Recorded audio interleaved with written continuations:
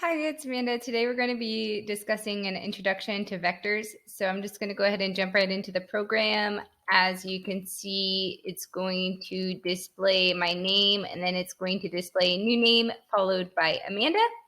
And then we come over here to the program, and I have included my input and output stream, as well as I have included what we see new here that says vector. So in order for me to have access to the vector class, I have to include vector. If I didn't use std scope resolution operator vector semicolon here, which is this is syntax for that, then I would have to use std vector in front of every vector that I wanted to declare inside of my program. Otherwise, I can just declare vector followed by the data type, the name, and then whatever I'm assigning to the vector. I've included also the string data type because it's going to be of the string data type. So I'm using the std scope resolution operator string and my good old semicolon.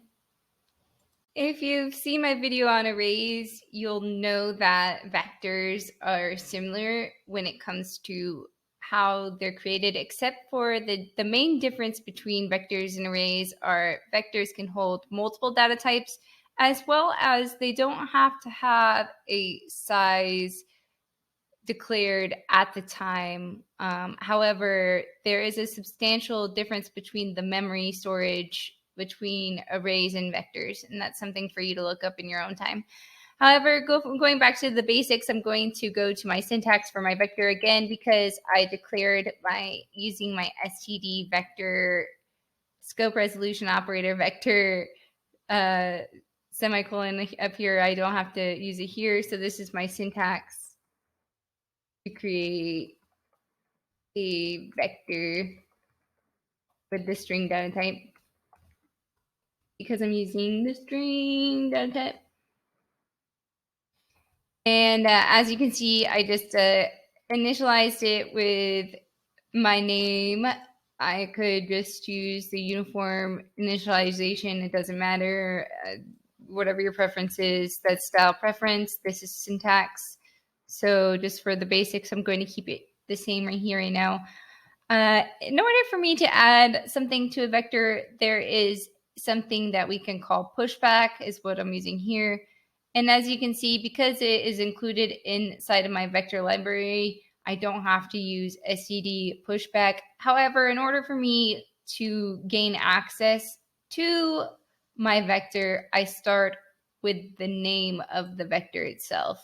So name dot pushback, well, push underscore back with the parentheses, and then inside the parameter, I'm going to add whatever I would like to this vector. When I add it to the vector, it's going to go at the end of the vector.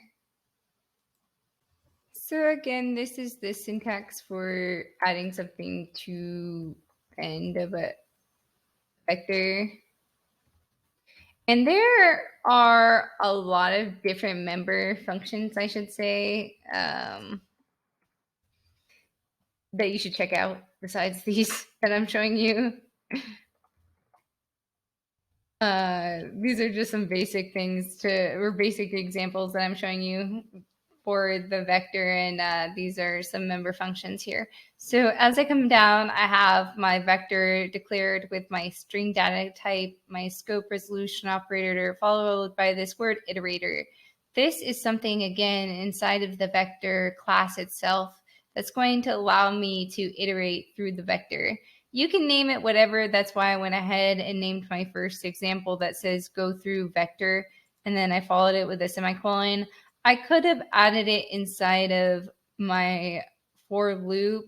The only reason why I didn't is just to show you that I can add it outside of my for loop too. It doesn't matter. But as we go down to the for loop, so it's going to say that I'm going to assign this iterator to the names of people, which is the vector itself. And then I'm going to start at the beginning of the vector. And then this is where you're starting at the beginning of the vector. And as long as this vector is not equal to the end of the vector, then it's going to increment through the vector and display the vector followed by the endl, which is what we get displayed here. So we have my name is Amanda, and then we have new name, and that's the first part of our loop and how our vector is being displayed. So because vectors are similar to arrays, except they are dynamic, then and then because new name is not really a new name, I went ahead and removed it. And the way you remove an element at the end of a container is going to be pop back. So this is the syntax to remove an element at the end of a vector. And then we come down here, and so we have our if statement, which I added just because for our new beginners. So we have our if statement. We're using our not logical operator followed by our name of the vector, which is names of people, using our dot operator with empty and parentheses. Again, this is part of the vector class. Something for you to look into. And then so what this is saying, and we can type it out either way. So what this is saying, so not is going to reverse it. So because as you can see, we have our vector here. It starts out with the names of people, and it originally is assigned to the name Amanda, and then it comes down and it adds pushback a new name to the end of the vector, which is right here. So we have Amanda followed by new name. However, then it gets removed when we go to our pop back in parentheses, and then we come down to our if statement. What this if statement is saying, so not is, and then empty. So empty is first is going to check to see if it's true, sorry. So we have our name of our vector followed by our dot operator. Again, this is part of the vector class, dot empty. And then we're using our not logical operator. If we wanted to make it clear just for beginners, we could say is empty equals true. This is not going to equal true because it's not empty. It still contains an element. As you can see, it's going to display try again because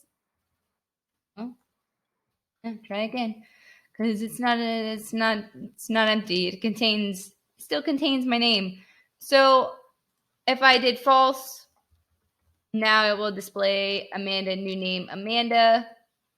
As you can see, Amanda, new name Amanda. Yay! There we go. That's what we want. And then if you obviously know how this works, so this is equivalent to a vector name dot operator followed by empty in parentheses is equal true, and then this is going to negate it. So whatever this is going to reverse it. So if it's true, it's going to say false. If it's false, it's going to true. So it's going to not it. So we come down into our if statement here, and as you can see, you'll see a lot of iterators called it, and that's why I'm showing you this example. So again, it's just the same thing up here. It's just named it, kind of, it for iterator, but then it is assigned the names of people, dot operator begin, which is the beginning of the vector, and then it is not equal to the name of the vector dot end, and then it's going to increment through that vector. Otherwise, if it's not true, depending on these conditions in here, it will display what is inside of the else statement. If you like this video, please like, share, subscribe. I really want to go into classes. I feel like I'm really jumping into it, but I'm really hesitant, but I really want to jump into classes. If you want me to, please like this video. Thanks. I hope everybody has a great day, and thank you for your time.